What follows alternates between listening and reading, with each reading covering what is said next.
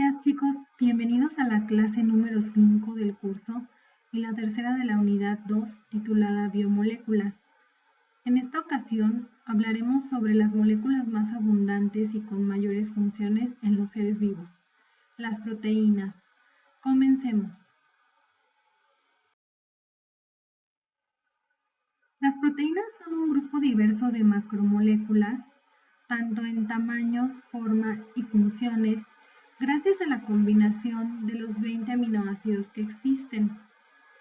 Sin embargo, de los trillones de posibles secuencias de proteínas que pueden formarse, todos los organismos vivos producen realmente una pequeña fracción.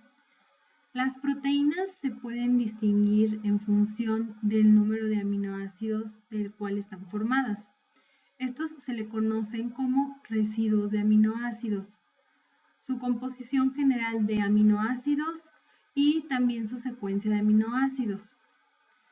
Las moléculas con pesos moleculares que van desde miles hasta millones de daltons se denominan polipéptidos.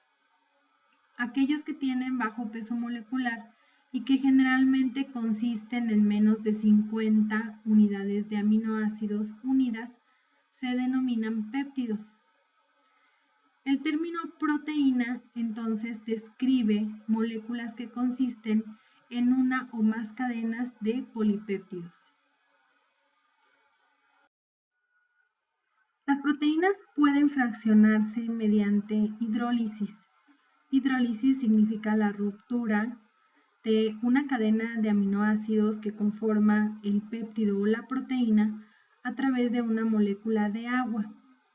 La hidrólisis de cada polipéptido va a producir, por tanto, un conjunto de aminoácidos que podemos observar en la imagen, que pueden ser aminoácidos libres o puede dar lugar a la ruptura de cadenas de aminoácidos, es decir, de péptidos.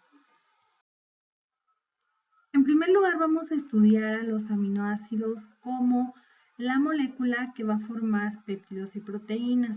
Esto quiere decir que los aminoácidos son los monómeros o las unidades formadoras de los péptidos que, como lo vimos anteriormente, son cadenas lineales de aminoácidos unidos, y también van a ser los monómeros de las proteínas. Van a estar conformando a las proteínas que son macromoléculas mayores o más grandes que los péptidos, o a su vez van a estar formadas por péptidos, pero van a tener conformaciones estructurales más complicadas, no van a ser solamente lineales. Bien, químicamente los aminoácidos son moléculas orgánicas que van a estar formadas por carbono, hidrógeno, oxígeno, nitrógeno y azufre. Y funcionan principalmente como mensajeros químicos, llevan señales de una célula a otra. También funcionan como precursores e intermediarios en diversas rutas metabólicas, tanto para la síntesis de nuevas proteínas como para el catabolismo de proteínas. Existen 20 tipos de aminoácidos en la naturaleza que son diferentes y estos pues van a conformar a las proteínas. Y también su característica física es que van a ser solubles en agua. La molécula de aminoácido de manera general va a tener esta estructura que vemos en la imagen. Va a contener un átomo de carbono central que le vamos a denominar carbono alfa. Este se va a unir a un grupo amino y un grupo carboxilo, un átomo de hidrógeno y un grupo R, o la cadena lateral. La cadena lateral va a ser específica para cada tipo de aminoácido.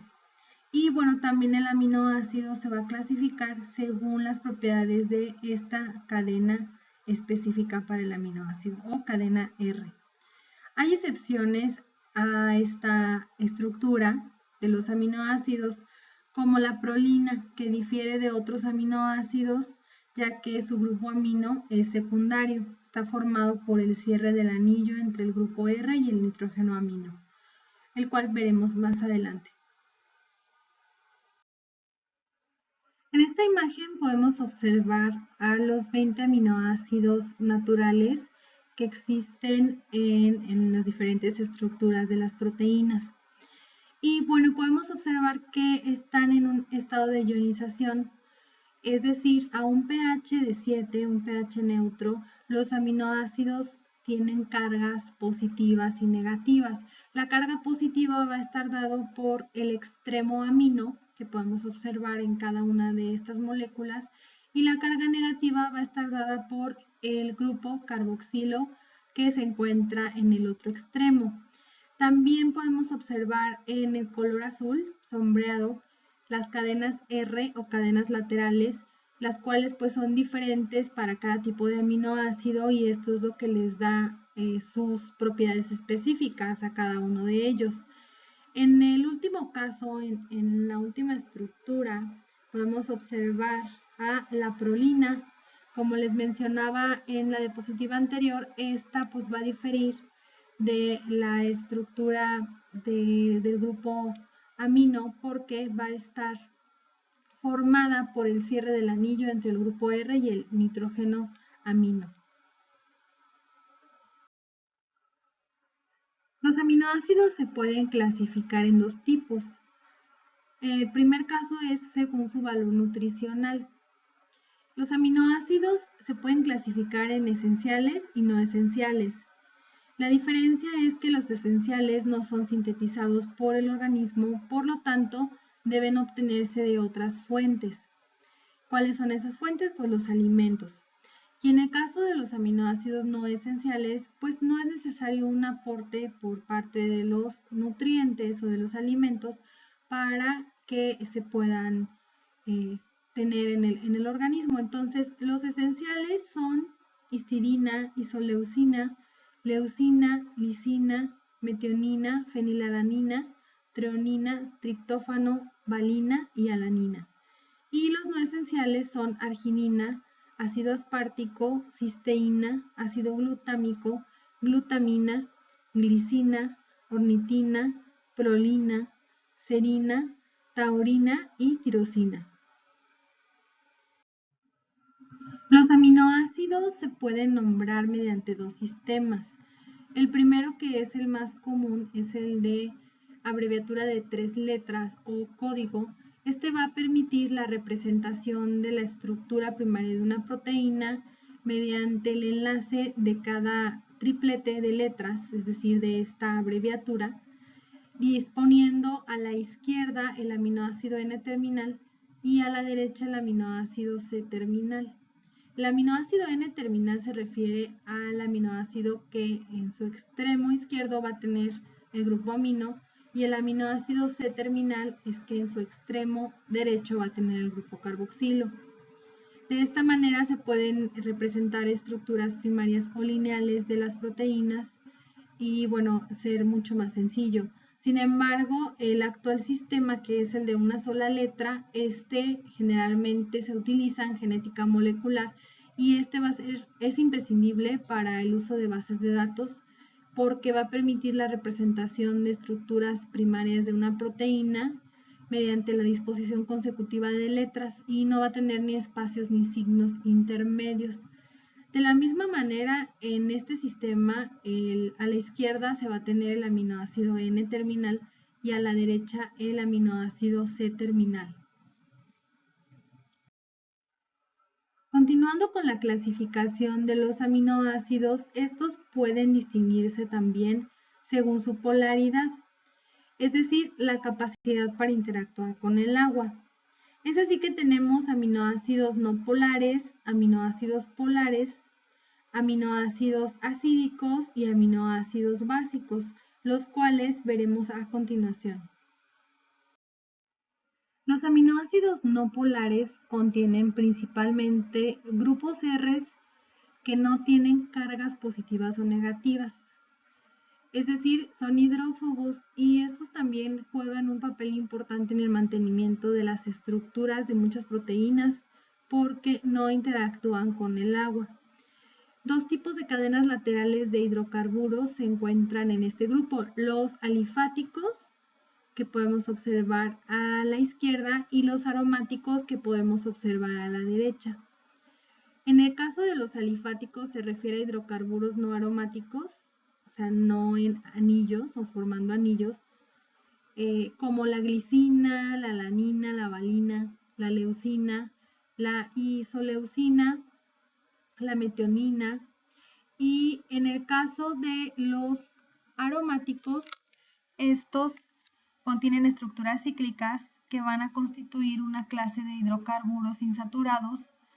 El benceno, por ejemplo, es uno de los hidrocarburos aromáticos más simples, es decir, que está formando un anillo. Entonces, este tipo de aminoácidos se muestran como aromáticos. Los grupos funcionales de los aminoácidos polares van a interactuar fácilmente con el agua a través de interacciones electrostáticas, como los puentes de hidrógeno que anteriormente habíamos revisado. Dentro de esta categoría, pues van a pertenecer los aminoácidos serina, treonina, tirosina, asparagina y glutamina. En el caso de la serina, de la treonina y la tirosina van a tener un grupo hidroxilo que va a ser polar. Este le va a permitir justamente formar estos enlaces puente de hidrógeno, lo que le va a dar una estructura importante a las proteínas.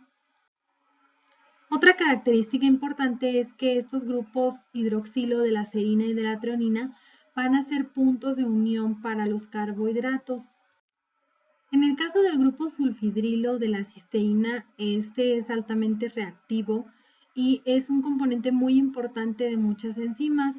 También se va a unir a metales como el hierro y el cobre en las proteínas, lo cual también es biológicamente y funcionalmente muy importante. Estos grupos sulfidrilo de las moléculas de cisteína también se oxidan fácilmente en el compartimento extracelular y forman un compuesto llamado cistina.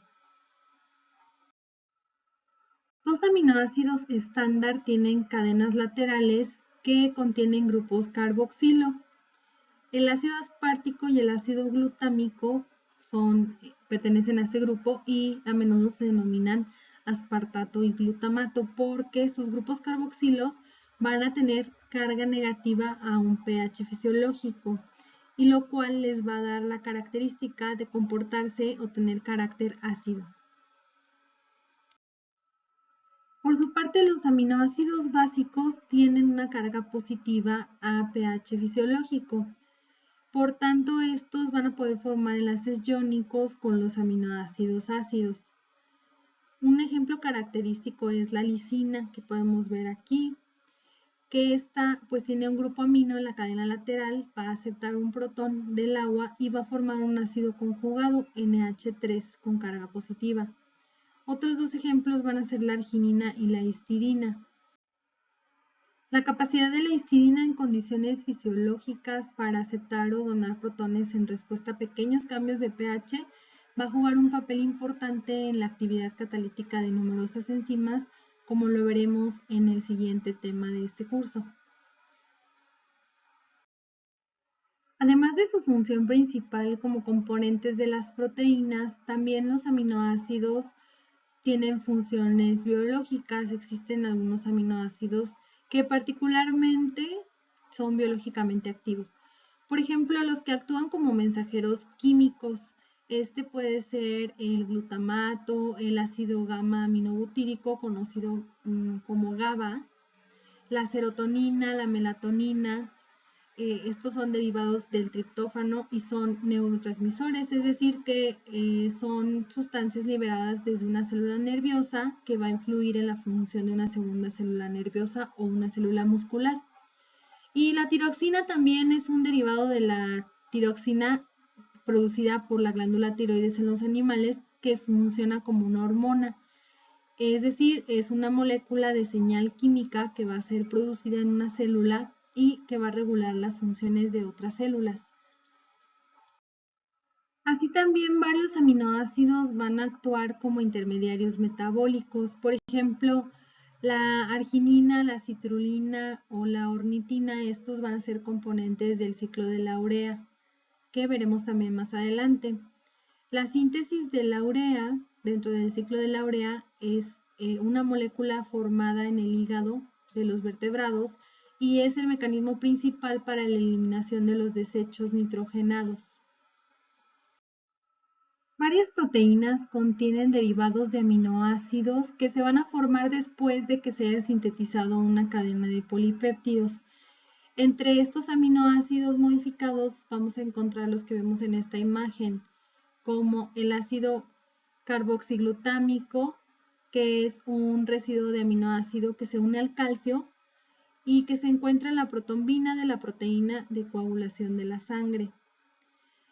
También la 4-hidroxiprolina y la 5-hidroxilisina son componentes estructurales importantes del colágeno, en la cual es la proteína más abundante en el tejido conectivo.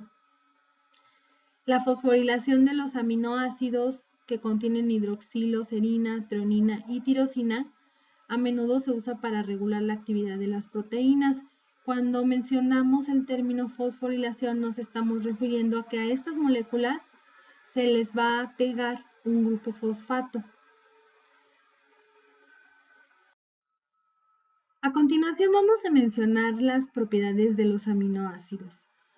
Cuando los aminoácidos se ionizan se pueden comportar como ácidos o como bases. Esto también les da la característica importante de que se pueden comportar como amortiguadores. Si ustedes recordarán, los amortiguadores son aquellas sustancias que pueden frenar los cambios bruscos de pH. También pueden presentar carga neta cero. Las reacciones químicas que presentan los aminoácidos son las siguientes. Pueden descarboxilarse. Esto quiere decir que pueden perder a su grupo carbonilo. Y pueden desaminarse. Esto quiere decir que pueden perder a su grupo amino. Y también puede haber reacciones de pérdida de su cadena lateral R. Debido a que los carbonos alfa de los aminoácidos están unidos a 4 grupos diferentes de moléculas, es decir, un hidrógeno, un grupo carboxilo, un grupo amino y su cadena lateral R, se van a denominar carbonos asimétricos o carbonos quirales. Las moléculas que tienen estos carbonos quirales pueden existir como isómeros espaciales, es decir, moléculas que difieren solo en la disposición espacial de sus átomos. Pero si los ponemos frente a una imagen especular, estas van a coincidir exactamente, como si fuera la imagen frente a un espejo, pero van a tener una propiedad física diferente en rotar la luz polarizada en direcciones opuestas. Es así como estas dos moléculas de alanina se van a llamar isómeros ópticos.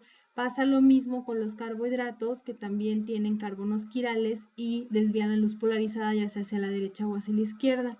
Entonces esta propiedad le da el nombre característico de ser L o de ser de levógiro o dextrógiro a la molécula. Como mencionamos anteriormente, los aminoácidos son solubles en agua y pueden presentar formas tanto no ionizadas con carga neutra como formas ionizadas. La forma iónica predominante de los grupos ionizables de aminoácidos en solución va a depender del pH. Por ejemplo, 7 aminoácidos van a tener cadenas laterales ionizables, que son aspartato, glutamato, histidina, lisina, arginina, tirosina y cisteína.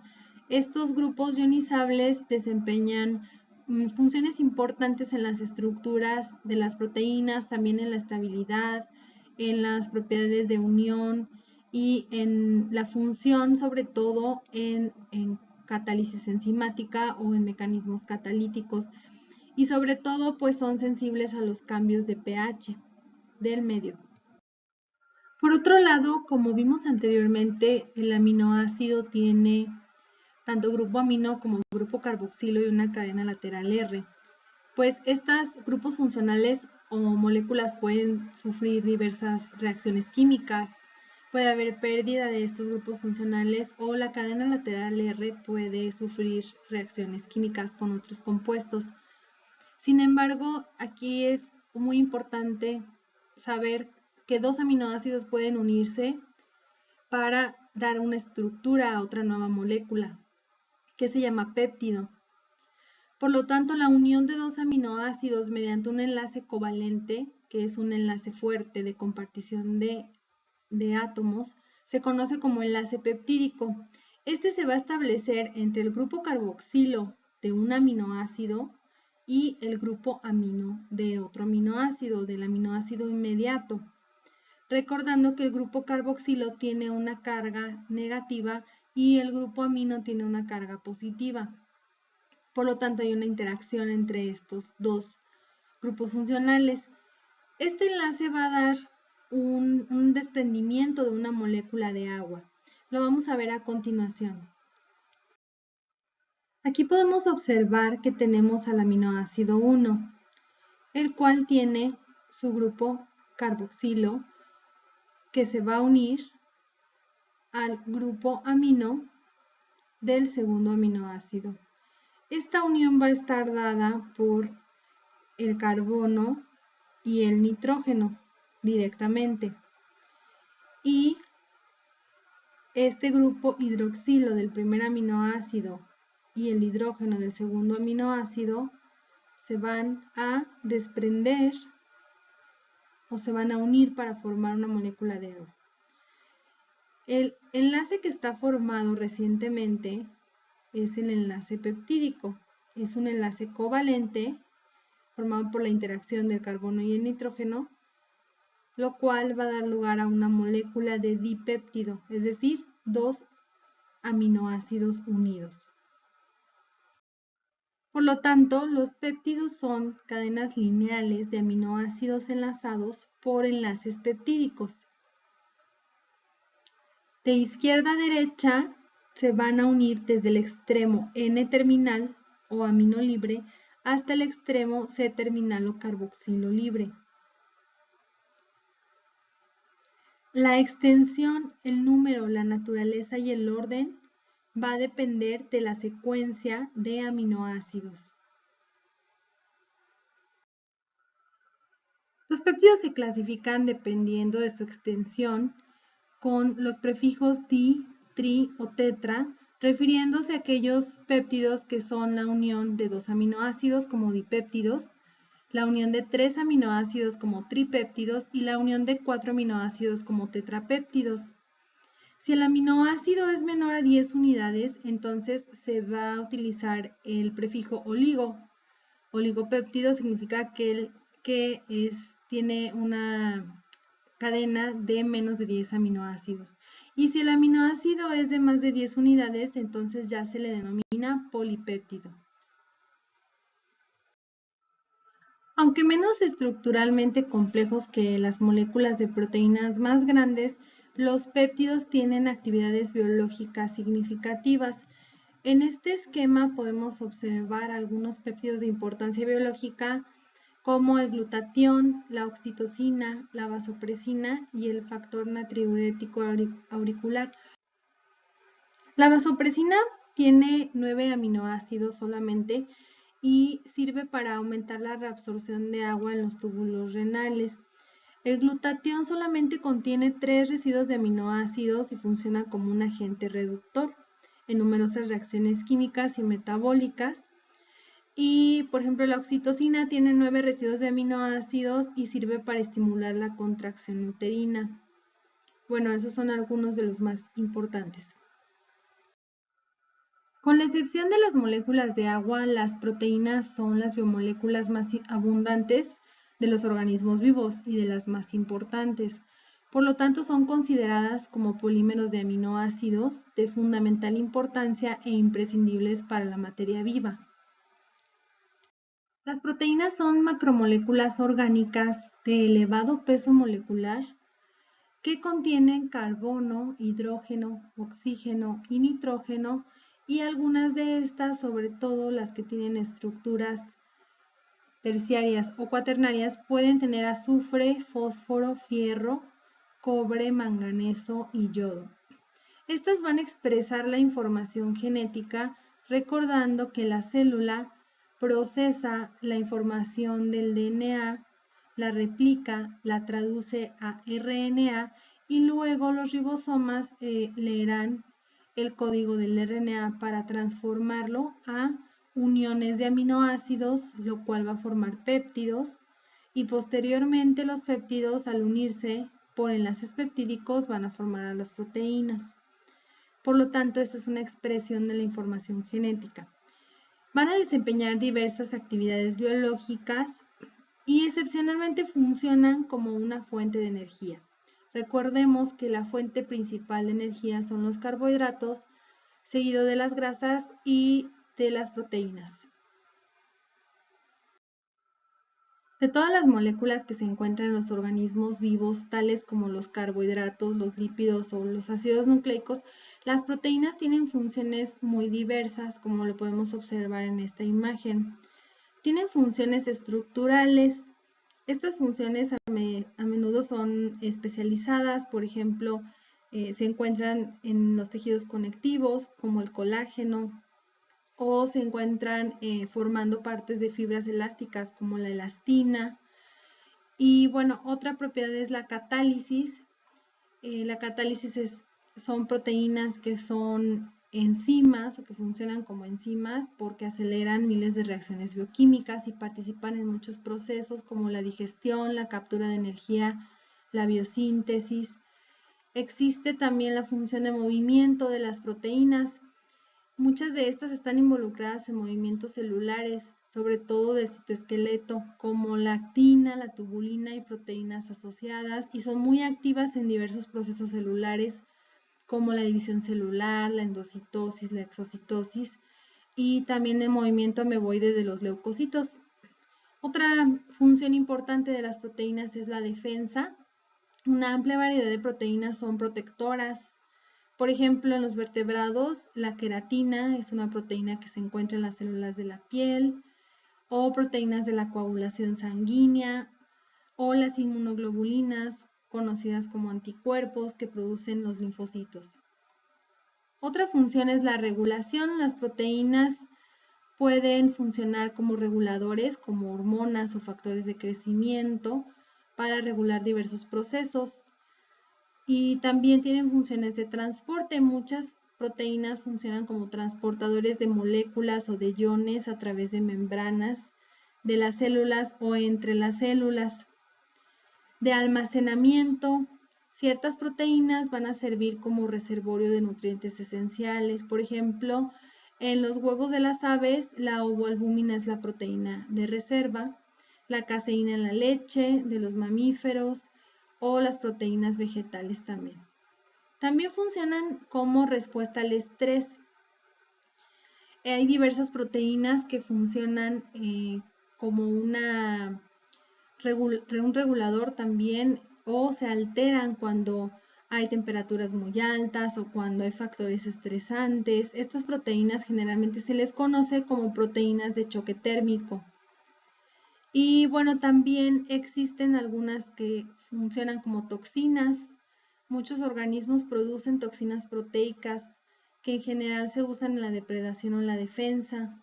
Por ejemplo, las serpientes, los escorpiones, algunas arañas utilizan neurotoxinas, o la bacteria Clostridium botulinum utiliza la toxina botulínica que va a causar parálisis muscular. Bueno, existen también proteínas que se llaman proteínas multifuncionales que pues también no solamente tienen una de estas funciones, sino tienen varias. E incluso pueden tener funciones múltiples y autónomas. Bueno, ya conocimos las funciones de las proteínas y ahora vamos a revisar la organización o la estructura de las proteínas. Los bioquímicos han distinguido varios niveles de la organización estructural de las proteínas. La primera es la estructura primaria y esta viene dada por la secuencia de aminoácidos mediante la información genética. A medida que la cadena polipeptídica naciente o recién sintetizada se pliega, se van a formar ciertas disposiciones localizadas de aminoácidos adyacentes que van a constituir la estructura secundaria. La forma tridimensional general que asume un polipéptido se va a denotar como estructura terciaria. Se dice que las proteínas que consisten en dos o más cadenas de polipéptidos o subunidades, entonces van a formar estructuras o van a tener estructuras cuaternarias. En la estructura primaria de la proteína Cada polipéptido tiene una secuencia lineal específica de aminoácidos que están unidos por enlaces peptídicos. Esta secuencia viene predeterminada por el DNA en el núcleo de la célula y esto también determina la especificidad de cada proteína, es decir, este orden o secuencia de aminoácidos. Respecto a la estructura secundaria de los polipéptidos, estos constan de varios patrones repetitivos. Se llama estructura secundaria porque es la disposición espacial que adopta la cadena peptídica y en donde se observan giros y plegamientos por rotación del carbono y formación de enlaces débiles entre los grupos carbonilo y los grupos amino de la cadena principal del polipéptido. Estos enlaces pues son de tipo puente de hidrógeno. También pueden adoptar varias formas como hélices alfa y láminas beta plegadas. En el caso de las hélices alfa o alfa hélices son estructuras rígidas en forma de barra que se forma cuando una cadena polipeptídica se tuerce en una conformación helicoidal derecha.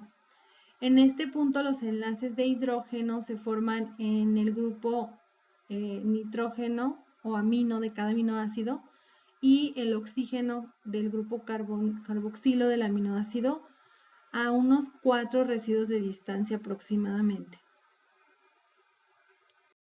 En el caso de las hojas beta plegada o cadenas beta, estos son un segundo tipo de estructuras secundarias en las que un segmento peptídico se extiende completamente en una estructura de tipo zigzag. Las cadenas beta solitarias rara vez se encuentran en las proteínas porque son muy inestables. Sin embargo, cuando dos o más cadenas beta se alinean una al lado de la otra, forman estructuras muy estables que también se conocen como láminas beta plegadas. Existen muchas combinaciones de giros y plegamientos, alfa y beta, que generalmente lo contienen ciertas proteínas globulares. Estos patrones se denominan estructuras secundarias, supersecundarias o motivos. Y aquí podemos observar algunos de estos. En el inciso A podemos observar las unidades beta, alfa, beta. En el inciso B, meandro beta. En el inciso C, barril beta. En el inciso D, clave griega. La E es la unidad alfa, alfa. En este caso, este tipo de estructuras también pueden formar bucles y los movimientos pueden ser hacia arriba o hacia abajo.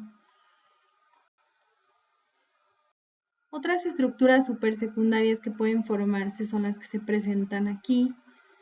Cuando ya hay una interacción de estas estructuras con otras cadenas, igual también que están enrolladas o plegadas, por ejemplo los dedos de zinc, hélice vuelta hélice, cierre de leucina o hélice vuelta quiro hélice.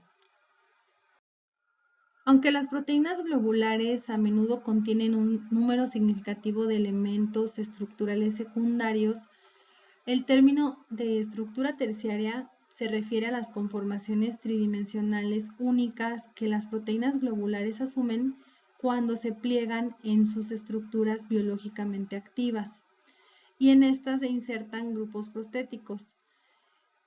Por lo tanto, la estructura terciaria va a generar estructura geométrica muy complicada con enlaces fuertes de tipo disulfuro por la unión de dos cisteínas y en ciertos puntos también se van a formar enlaces débiles de tipo puente de hidrógeno, fuerzas de Van der Waals o ciertas interacciones iónicas e interacciones hidrófobas. Todo esto le va a dar una importancia para la actividad biológica o la función de la proteína terciaria. En esta imagen te muestro la estructura terciaria de una proteína, en donde sus grupos funcionales van a estar interaccionando entre sí por acercamiento, por estos plegamientos y por estas vueltas que da la cadena de la proteína, la cadena de aminoácidos. Puedes identificar en el inciso A, B, C, D y E qué tipo de uniones se están formando? Muchas proteínas, especialmente aquellas con altos pesos moleculares, están compuestas de varias cadenas de polipéptidos. Cada componente del polipéptido en estos complejos moleculares se va a denominar subunidad. Las subunidades de proteína en un complejo de subunidades múltiples pueden ser idénticas o bastante diferentes. Este acoplamiento o autoensamble se da por enlaces débiles no covalentes y bueno, no es una característica general de todas las proteínas, algunas no la poseen. Están presentes si la proteína tiene más de una cadena polipeptídica y las que sí la presentan podemos mencionar algunas son la hemoglobina y ciertas enzimas alostéricas. En esta imagen se muestra el nivel de organización estructural de las proteínas para que ustedes comprendan cómo se forman desde la estructura primaria hasta la estructura cuaternaria. La estructura primaria está formada por cadenas lineales de uniones de aminoácidos, es decir, por péptidos. La estructura secundaria, por tanto, tiene numerosos péptidos que por ser tan largos tienen que dar giros o vueltas o plegamientos. La estructura terciaria es la unión de varias estructuras secundarias. Estas pueden acoplar ciertos grupos prostéticos, es decir, que no son de origen proteico, pero le dan cierta funcionalidad a la proteína. Y finalmente la estructura cuaternaria es la unión de estas subunidades de estructura terciaria a través de enlaces débiles, lo cual le va a dar cierta conformación globular a la proteína cuaternaria. Si estos enlaces o interacciones débiles entre los diferentes grupos funcionales de las proteínas por acercamiento de sus estructuras se rompe, este proceso se denomina desnaturalización. Del lado izquierdo podemos observar una proteína nativa que está doblada, tiene ciertos giros, ciertas vueltas, y la proteína desnaturalizada pierde esta forma de hélice. Esto es porque estos enlaces débiles entre los grupos funcionales por acercamiento se rompen. Un ejemplo muy práctico lo podemos ver cuando una persona de cabello rizado tiene sus rizos muy prominentes y al aplicarle calor a través de una plancha de calor, el cabello se vuelve liso. No es que la proteína del cabello se haya hidrolizado o se haya descompuesto, sino únicamente se desnaturalizó. Esos enlaces por acercamiento se rompen a través del calor y el cabello se vuelve lacio. Sin embargo, cuando hay una hidratación nuevamente, entonces los rizos regresan o los enlaces o esas moléculas vuelven a unirse para darle la característica de un rizo. Sin embargo, las proteínas sí pueden sufrir rupturas o fragmentaciones o pueden perder ciertos péptidos, ya sea de manera parcial, o los constituyentes, que son los aminoácidos, de manera total. Este proceso se conoce como hidrólisis. Hidrólisis entonces es la ruptura de los enlaces peptídicos de las proteínas o de los péptidos. Además de la estructura diferente o diversa que presentan las proteínas se pueden clasificar según su función biológica en catalíticas, de transporte, estructurales, defensivas, de reserva, contráctiles y reguladoras, que es lo que vimos anteriormente.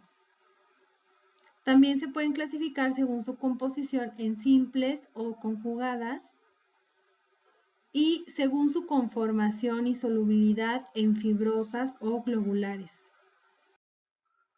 Como anteriormente revisamos la función de las proteínas, ahora vamos a enfocarnos en la clasificación por composición.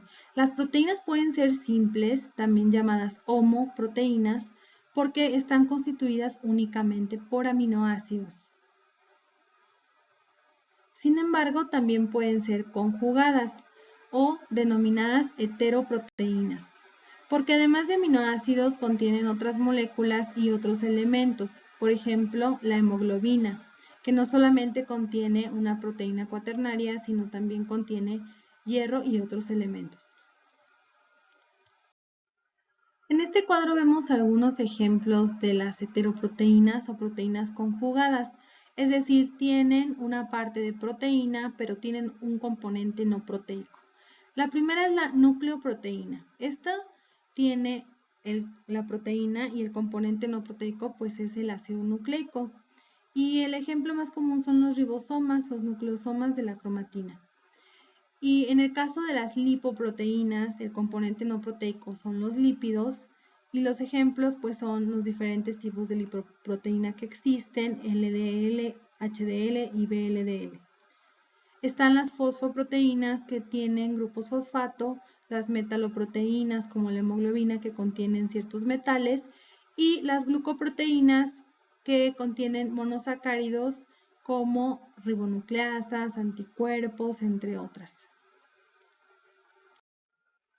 Finalmente, según su composición, las proteínas se pueden clasificar en fibrosas o filamentosas, ya que la función estructural de estas es el soporte en los tejidos. Poseen alta resistencia al corte, tienen cadenas polipeptídicas en forma paralela y fibras que se trenzan en grupos de varios haces formando una macrofibra. También son insolubles en agua y en soluciones salinas y son más resistentes a la desnaturalización, es decir, a la ruptura en los enlaces débiles por acercamiento de sus grupos funcionales. Ejemplo de estos son la actina, la miosina, el colágeno, la queratina, la fibroína y la elastina. Las últimas son las proteínas globulares. Estas tienen funciones biológicas, se caracterizan por ser funcionales a nivel biológico, están constituidas por cadenas polipeptídicas que están estrechamente plegadas, adoptan formas esféricas o globulares que también están estrechamente compactas, sí son solubles en sistemas acuosos y tienen una función dentro de las células, son móviles y dinámicas. Ejemplo de estas proteínas globulares son la hemoglobina, la mioglobina y numerosas enzimas.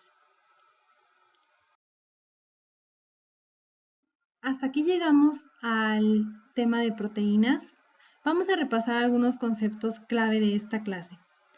Los aminoácidos están formados por monómeros de péptidos y proteínas y contienen carbono, hidrógeno, oxígeno, nitrógeno y azufre. Los aminoácidos pueden ser mensajeros químicos, intermediarios y precursores. Los aminoácidos son solubles en agua y se clasifican según su valor nutricional y según su polaridad.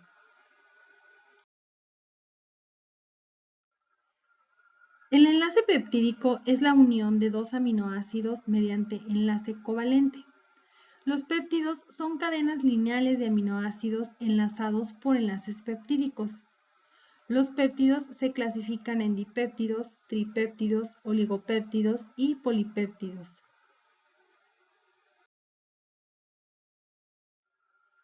Las proteínas son moléculas de elevado peso molecular y están formadas principalmente por carbono, hidrógeno, oxígeno y nitrógeno.